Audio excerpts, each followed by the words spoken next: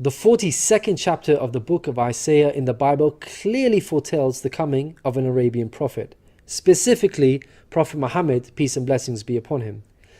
Isaiah describes itself as a prophecy about the future.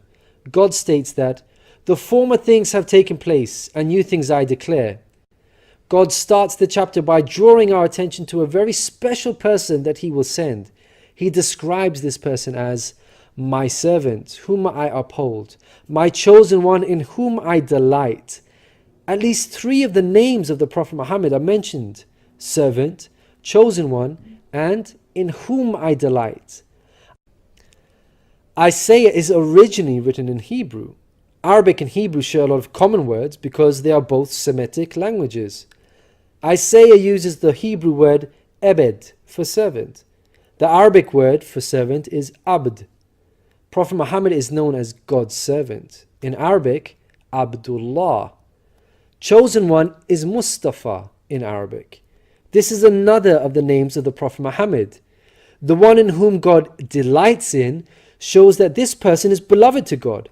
Habibullah in Arabic, which means beloved of God, also happens to be one of the Prophet Muhammad's names. In Isaiah, God also reveals the location of this special person. He states, "Let the wilderness and its towns raise their voices. Let the settlements where Kedar lives rejoice." Out of all the nations on earth that God inspired Isaiah to mention, he chose to highlight Kedar's location, so we should pay special attention. Throughout the Bible, Kedar and his sons are linked to Arabia. For example, the book of Ezekiel tells us that Arabia and all the princes of Kedar were your favorite dealers in lambs, rams, and goats. In these they did business with you. In Isaiah, God goes on to narrow the location down further to a specific city within Arabia. He states that the people of Selah should sing for joy. Let them shout from the mountaintops. The place Selah pinpoints the exact location in Arabia. The place being spoken of is the city of Medina in Saudi Arabia, because Selah is the name of a famous mountain in Medina. Medina was the city of the Prophet Muhammad. An important point worth mentioning is that historically we know there was a presence of various Jewish tribes in Medina before the advent of the Prophet Muhammad. Both Jewish historians and Islamic history records this fact. The question then arises, why were there numerous Jewish tribes within Medina?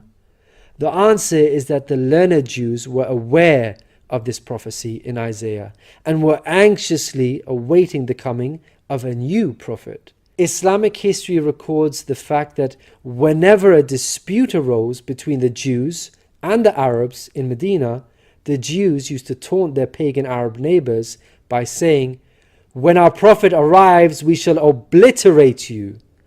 The Quran also affirms this. God says, "Is it not a sign to them that the learned men of the children of Israel knew it as true?" In Isaiah, God informs us that the special person will bring something new. Mankind is told that we will sing to the Lord a new song, his praise from the ends of the earth. The statement "a new song" means a new law, a new way of worship. This is exactly what Islam represents. The emphasis on the new song here is singing the praise of God all over the earth. The Quran opens with the statement, "Praise be to God, Lord of the worlds," and is recited by Muslims all over the world during prayers every day.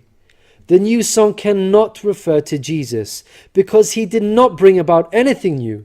Rather, he confirmed the law of Moses that was already there. In the Gospel of Matthew, Jesus said, "Think not I am come to destroy the law or the prophets.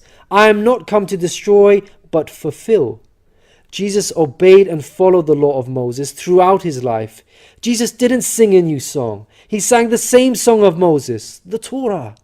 Moreover, the disciples of Jesus also followed the law of Moses, even after Jesus departed. In the book of Acts, we are told that the disciples looked to the Torah for guidance. For the law of Moses has been preached in every city from the earliest times. In Isaiah, God emphasizes the universal mission of the coming person by mentioning that he will be made a covenant for the people and a light for the Gentiles.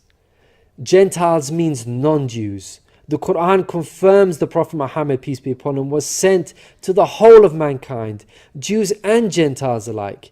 In the Quran, God tells us, "We have sent you, O Prophet, as a bearer of glad tidings and a warner for the whole of mankind, but most people have no knowledge."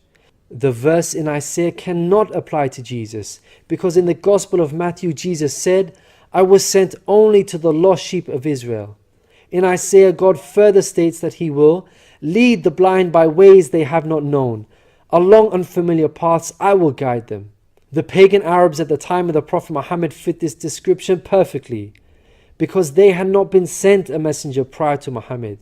The Quran bears witness to this. God states that Muhammad was sent to warn a people to whom no warner has come before. The verse in Isaiah cannot apply to Jesus, because his people, the Israelites, had already received a multitude of prophets from God. In Isaiah, God emphasizes that this special person will be sent to those who trust in idols, who say to images, "You are our gods." The whole of Arabia at the start of Muhammad's prophethood consisted of idol worshippers. Again, this cannot be a reference to Jesus, because his people, the Israelites, were monotheists and not idol worshippers. Moreover, Jesus explicitly told his disciples to stay away from the idol-worshipping Gentiles, the exact opposite of what God prophesied in Isaiah. The Gospel of Matthew tells us that these 12 Jesus sent out with the following instructions: "Do not go among the Gentiles."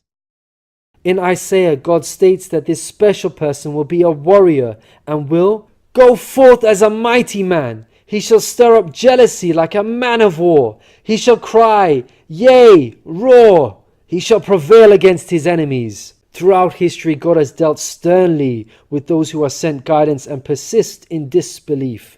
Prophet Muhammad, peace be upon him, had to engage in many battles with the idol-worshipping enemies of God and ultimately prevailed against them. By comparison, Jesus did not triumph over his enemies. According to Christians, he was crucified by them.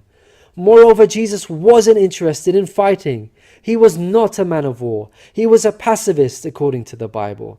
He said such things as, "For all who draw the sword will die by the sword," and "My kingdom is not of this world. If my kingdom were of this world, then would my servants fight."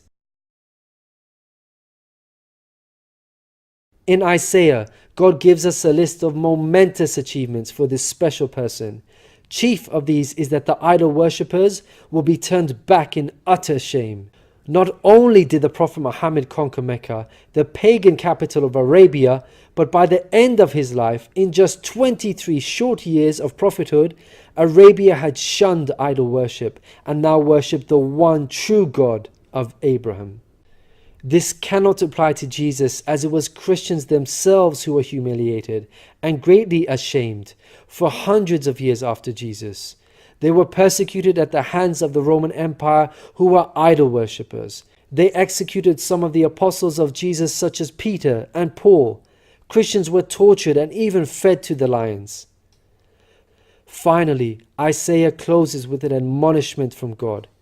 "Hear, you deaf. Look, you blind, and see. You have seen many things, but you pay no attention. Your ears are open, but you do not listen. Which of you will listen to this or pay close attention in time to come?" It seems clear that the deaf and blind God is talking about in this verse are those who reject Prophet Muhammad, peace be upon him. Who among you will heed God by acknowledging him? Who will listen and pay close attention in time to come?